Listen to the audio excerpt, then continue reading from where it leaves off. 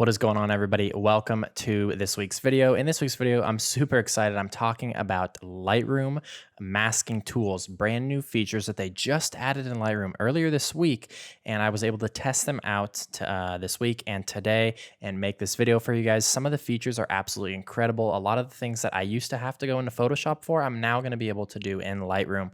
So we're going to jump right into Lightroom Classic, and I'm going to show you guys those new features. Here we go, guys. So the first thing that you're going to notice is that this top menu bar now looks a little bit different, and it just has one simple tool for all kinds of masking. So this is where these new masking features are going to be. It's up here, so you can click that, and now you see we've got all of these different options. Now, Lightroom used to allow us to use color and luminance masking, but just as a way of refining things, whereas now we can use those as the way to make the mask to begin with. I'm going to show you guys exactly what I mean here.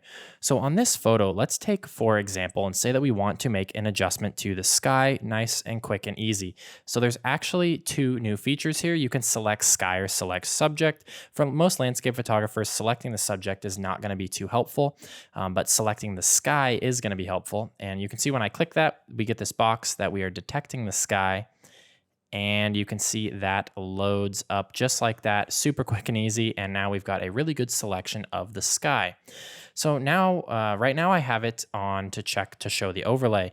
When you first load this, it's going to be on a color overlay like this, which I just simply cannot stand. So I always click these three dots and I change it to white on black, which makes it look just like Photoshop. So just like in Photoshop, essentially anything that's black is not being masked, while anything that's white is being masked. So whatever effect we apply is going to apply to the whites and not the blacks. So this is already looking really good, as you can see, for a selection of the sky. Let's uncheck the show overlay, and then I'm going to show you what I mean here with this masking. I can reduce the brightness of the sky just by dropping the exposure down. I can bring it up. I probably just want to drop it just a little bit here. And I could even increase the saturation to kind of make things pop a little bit better. And if you want, you can even rename this mask. So I can go in here and I can rename this Basic Sky Mask. Now, there's a lot more features that you can use as well, and you can combine different kinds of masks. Let's look at an example right here. So I want to go in and I want to add some saturation to my colors up here in the sky. And the way that I'm going to do that, I'm just going to go click to create a new mask, and I'm going to use a color range mask here. So now you get this eyedropper tool, and to use the color range mask, you simply just need to click on a color. Now, like I said, I want to add color to these oranges, and the best way to do that is just going to be sample a color that is pretty representative of all of the oranges. So I feel like this is a pretty neutral in terms of the scale of oranges. Now you can see the mask that it makes. You can also go over here to refine and kind of add more or subtract, and I want to add just a little bit, and I don't want to add all this in the foreground. I do just want to get a good selection of the clouds, so that's looking pretty good to me. Now we can uncheck show overlay, and we can go in and add some saturation. And you can see it doesn't do a whole lot, but it does just enough. And you can adjust the range now, and you can always click to show the overlay on and off. You can also go in and add some color down here where it says color. If you wanted to go to orange or whatever color you want, you can do that here. So that is looking pretty good to me. We don't want to overdo it here. I just wanted to kind of show the example. But now let's imagine that, okay, we like what it's doing, but we don't like what it's doing to the horizon. So we are okay with what it's doing on the clouds, but the horizon just doesn't look good. So that is where the really cool feature, I think, comes in, which is the ability to subtract or add to a mask. Now, when I go down and click subtract, I can choose to subtract from this mask by using any of these options. So by selecting the sky, the subject, by using a brush or either gradient, or by using a color range or a luminance.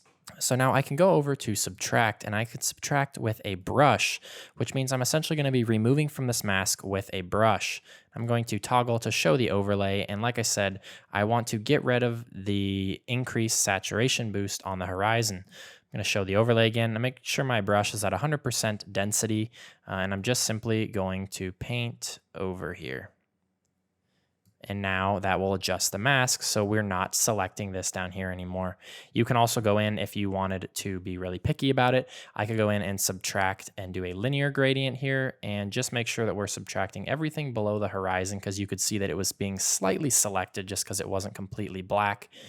And that is really going to clean up our mask. So when you're doing this, you're going to get this mask box that pops up. I highly recommend naming your masks so that they don't get too out of hand and messy. So I'm going to call this color boost in sky.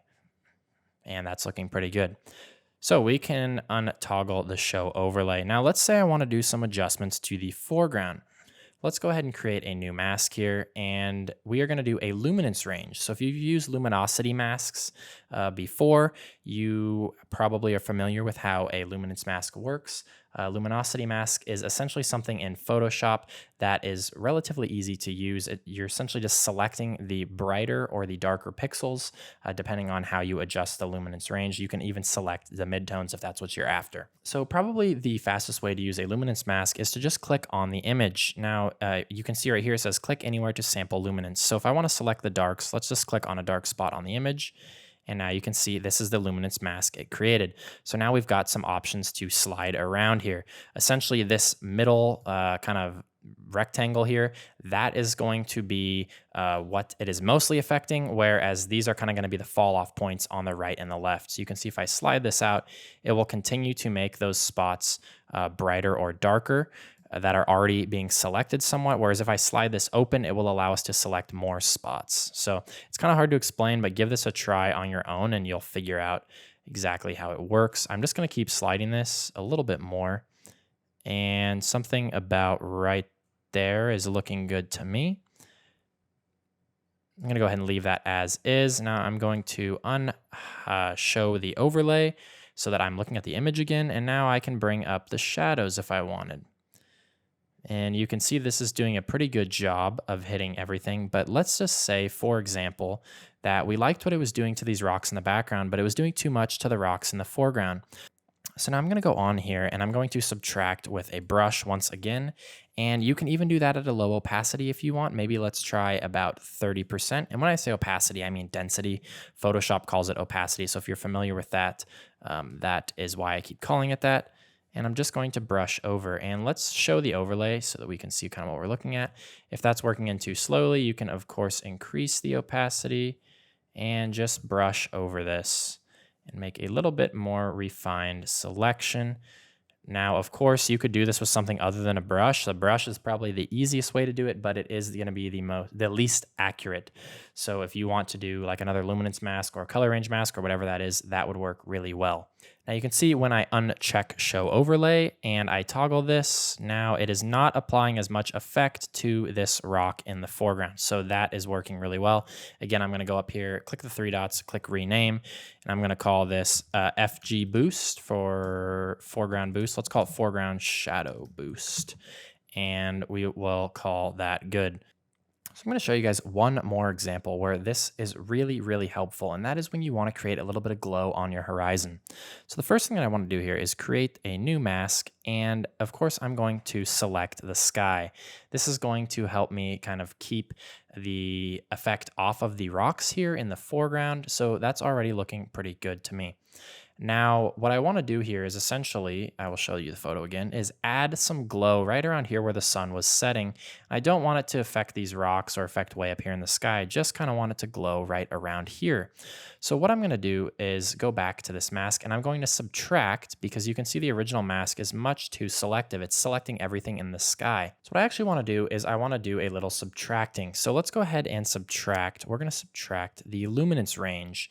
And essentially what I want to do is get rid of some of this extra sky just so that we're only selecting this spot down here.